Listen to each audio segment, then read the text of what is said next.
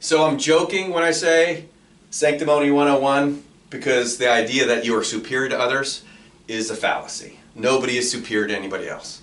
Just different levels of development, okay? So what we have here is actually what I call Sanctimony rehab. One of the problems we have going on in the country, throughout the world, and we've always had this, especially in religions, is the idea that I'm better than you. I am morally superior to you. That's sanctimony, right? I'm good, you're bad, I'm better than you, and here's all the reasons why I'm better than you. That's sanctimony, moral superiority. Religions do that all the time, and honestly, political parties do that too. My ways are better than your ways, and because you don't do it my way, I'm better than you. And people are focused on that.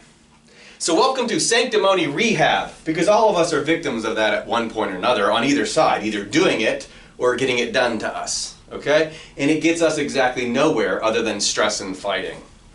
So goodbye Sanctimony, welcome to Sanctimony rehab. I'm going to show you a couple teachings using a couple different philosophies, a little Islam, a little Christianity, a little Taoism.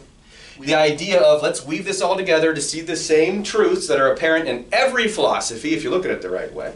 Also in humanity, but you got to look at it the right way.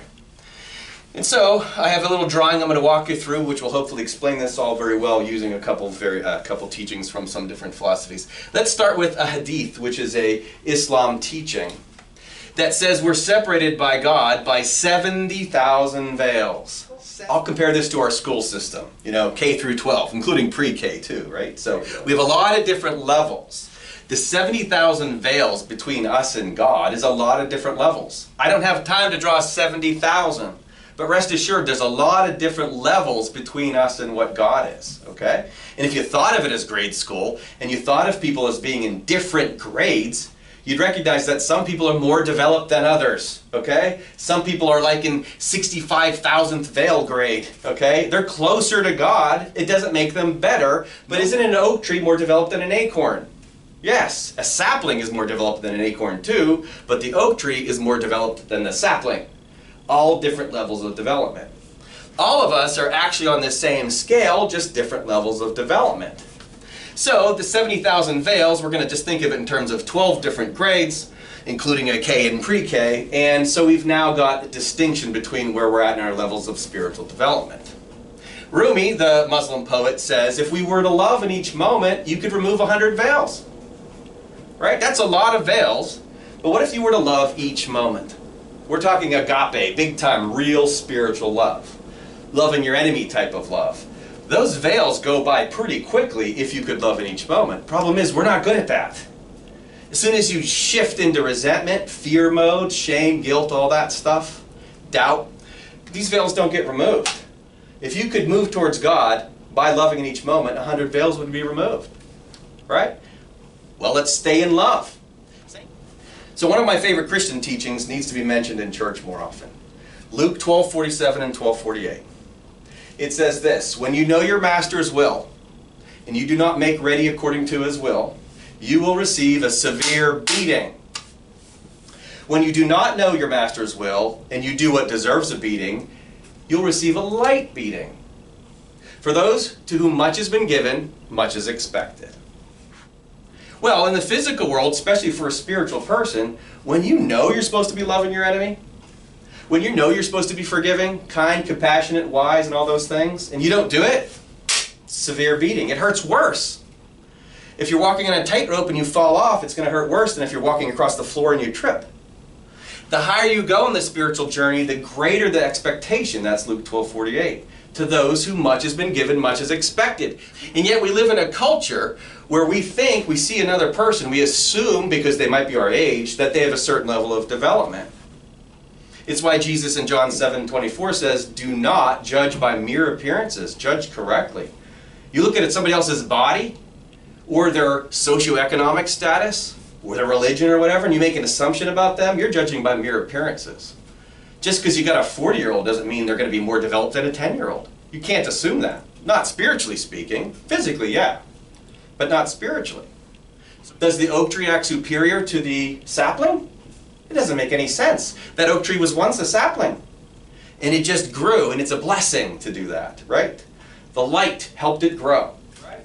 We're supposed to lead with love and compassion towards our enemies. and not think we're superior to them and tell them why they're wrong in so many ways.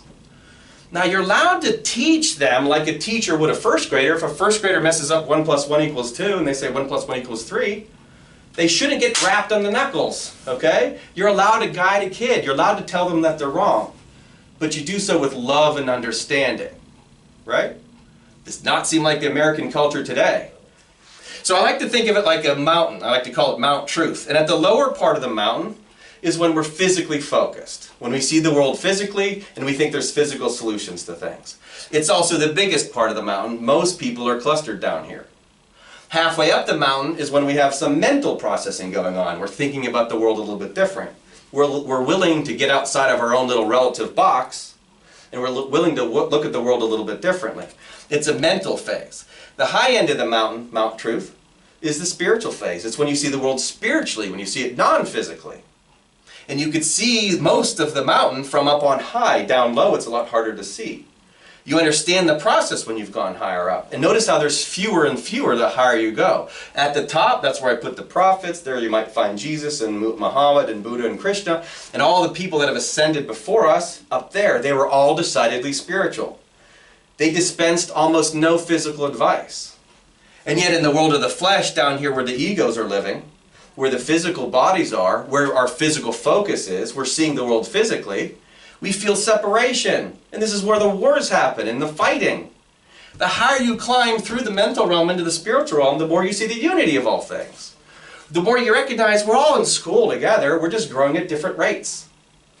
Those who know better, according to Jesus in Luke 12:47, and don't do it, get a severe beating. Because it's embarrassing to fail basic arithmetic when you're already a senior in high school. You should know better. But if you don't know better, because you're lower here, fourth graders don't understand calculus, and it's hard for them to love their enemies down here. They don't know better. All of us are on the same curriculum. That's page 1 of Course in Miracles. We all have the same curriculum. We're just taking it at different intervals. Different stages of growth. Matthew 15:11 talks about how to deal with this.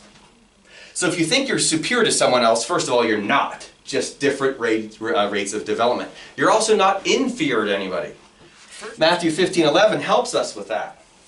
Jesus says, it's not what goes into you that defiles you, it's that which comes out of you.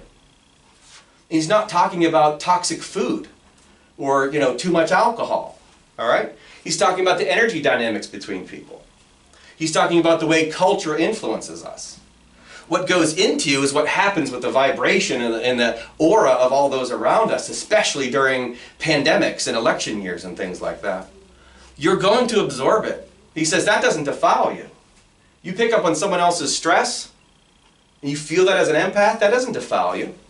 It's what comes out of you that defiles you. And if you're down here, well, I'd expect a first grader in this to feel the stress, and they give back stress.